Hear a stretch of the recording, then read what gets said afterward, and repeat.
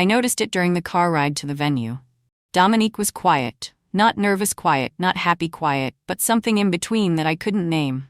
I had been awake since 4 in the morning fixing my veil, trembling with excitement. He had slept until 7. No nerves, no restless energy, just a long, slow stretch and a cup of coffee. I told myself that was just how he was. Calm, steady. I told myself that was one of the reasons I loved him. Everyone adored Dominique. My mother called him the kind of man you pray for. My closest friend Adaise said she had never seen me happier. Even my father, who had questioned every man I ever brought home, shook his hand at our first dinner and nodded with approval. Dominique was polished, thoughtful, and never raised his voice. He remembered birthdays, held doors open, and always said the right thing. Nobody saw a single crack. That was the problem. We had been together for 2 years and 4 months before the wedding. 2 years of consistency. No dramatic fights, no unexplained disappearances. He called when he said he would. He showed up when he promised. I had been in relationships where I was always waiting for the other shoe to drop. With Dominique, I finally stopped bracing. That stillness I felt with him, I had mistaken it for safety. I understand now it was something else entirely. There was one question he never answered directly. I had asked it 3 separate times. What happened in your last relationship? Most people give you something, a name, a reason. Dominique always pivoted. He would touch my face, say something warm, and the conversation would shift before I realized it. The 3rd time I asked, he said, "That chapter is closed." I smiled and let it go. I was too deep in love to keep pulling at a thread that might unravel everything. The morning of our wedding was the calmest I had ever seen him. Not relieved calm, not in love calm, composed, the way a person looks when they have already decided something. I was surrounded by noise. My bridesmaids laughing, my mother crying into a tissue, the photographer calling out instructions. Dominique was in the room down the hall, and every report I got was the same. He was just sitting there, smiling. At the time I thought it was sweet. Looking back, I think he was simply waiting. When I walked down the aisle and reached him, I searched his face the way a woman does when she wants to lock a moment in her memory forever. His eyes were steady, not glassy with tears, not wide with awe, just fixed on me with an expression I have spent weeks trying to decode. It wasn't cold. It wasn't warm either. It was the look of a man who had already done the math and was satisfied with the answer. I told myself it was love. I was wrong. The reception was beautiful. 112 guests, candles everywhere, music I had chosen myself over 3 months. Dominique danced with me, smiled for every photograph, and gave a short speech that made half the room cry. But between moments, in the seconds between a hug and a handshake, I kept catching something. A slight distance. Like he was watching the celebration from just outside it, the way you watch a film you already know the ending of. I almost said something. I didn't. We got to our suite at 10:30. The guests were still downstairs. The music was still playing. I sat at the edge of the bed, unpinning my hair, watching him in the mirror. He had loosened his tie and was standing near the window with his back to me. I expected him to cross the room. Instead, he turned around, took a breath, and said, very quietly, very carefully, "Zara, there is something I need to tell you." The way his tone changed told me everything before the words did. It dropped lower, slower, stripped of the warmth he had performed all day. It was the voice of someone shifting out of a role, not angry, not guilty, controlled. I set down my hairpin. My hands were still. My chest had gone tight, the way it does right before something happens that cannot be undone. I did not ask what it was. I simply waited.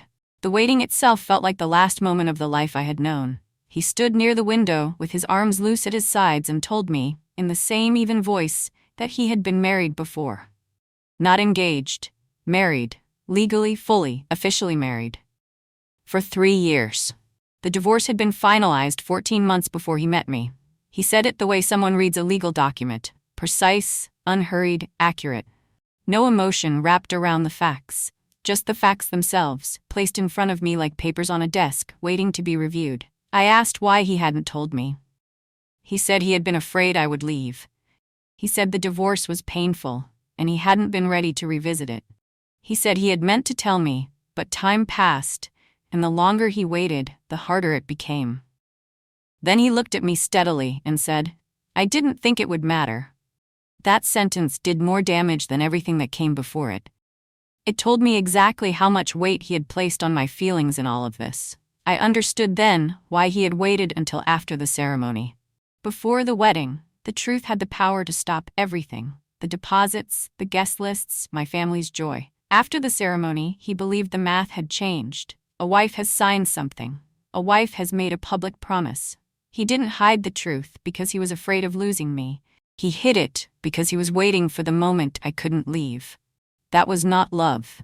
That was a countdown. It was not a mistake. I needed to be clear about that in my own mind. People make mistakes when they lose control of a moment. Dominique had never lost control of a single moment in our 2 years. He had chosen every conversation we avoided.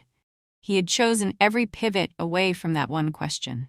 He had chosen this hotel room, this night, this hour, after the vows, after the rings. This had been planned. I was looking at the end of a very long, very patient timeline. After he finished speaking, he sat down in the chair across from me and waited. The silence stretched for nearly a full minute. I could see in his posture what he expected: tears, or an eruption, or a long conversation that would end with me eventually accepting it, because what choice did I have now? He expected grief he could manage. He expected a reaction he could respond to. He had prepared for whatever I was going to do next. He had not prepared for what I was actually thinking. Most women would have cried. I understood that. There was a version of me, not far away, who might have pulled the hurt around her like a blanket and kept asking him to explain it, to justify it, until she was too exhausted to do anything but stay.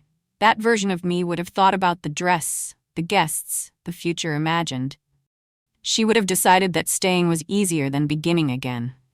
I knew her well. I had left her behind a long time ago. I did not cry. I did not raise my voice.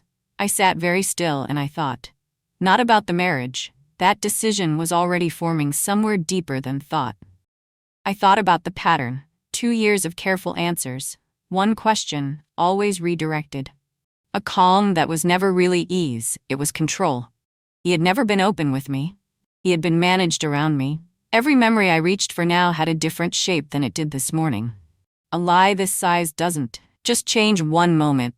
It reorders all of them. Somewhere between his last word and the silence that followed, I stopped being his wife. Not legally. The paperwork still said what it said. But inside the place where a person decides who they are and what they will accept, something closed. It closed quietly, the way a door closes when there is no wind, just a slow, final movement and then a soft click. I had not chosen to feel it. It simply happened. I looked at him across the room and I was already somewhere else. He started speaking again, filling the silence with the careful words of a man who had rehearsed this conversation. He said he loved me. He said nothing about the past could change what we had. He said we could move through this together. I listened to every word. Then I asked one question, calmly. Did you ever plan to tell me on your own, without me asking? He paused. In that pause was the only honest thing he had given me all day. He said, I thought we would get past the early years first. I nodded slowly. I said, okay, nothing else. Just, okay. He blinked. He leaned forward slightly, the way people do when they expect more and the more doesn't come. He said my name. I said I needed water, and walked to the table near the door. I stood there with my back to him and thought about how I had spent 8 months planning every detail of this day. None of it had ever been entirely mine. When I turned around, something had shifted in his face. A small tightening around his eyes. A tension at the corner of his mouth. He had expected my silence to be processing. He was beginning to suspect it was something else. The version of this conversation he had prepared for had a shape, and my response was not fitting it. For the first time since I had known him, Dominique looked unsure of what came next. That uncertainty was the most honest thing I had seen from him in months. I made the decision before the city lights outside our window had blurred into the late hour. I was not going to fight. I was not going to perform grief for an audience of one. I was going to do the thing no part of his plan had accounted for. I was going to leave. Not loudly, not dramatically. Clearly, calmly, and with the same precision he had used to build this trap. I had a lawyer I trusted.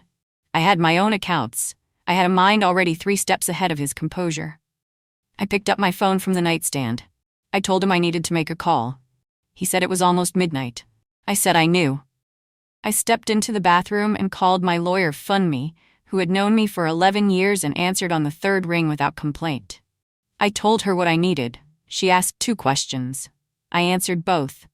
She told me what Monday morning would look like. I thanked her, ended the call, and looked at myself in the mirror. The woman looking back was not broken. She was decided. I came back into the room and sat down. Downstairs, I could still faintly hear the celebration, a song I had chosen, laughter rising through the floor. 112 people raising glasses to something that had already ended. There was a strange quality to the sound, like music playing in a room you're about to leave. Dominique asked if I was all right. I told him I was very clear. He said that was not what he asked. I told him that was the only answer I had. By Sunday evening, Funmi had begun the paperwork. By Monday morning, she had filed.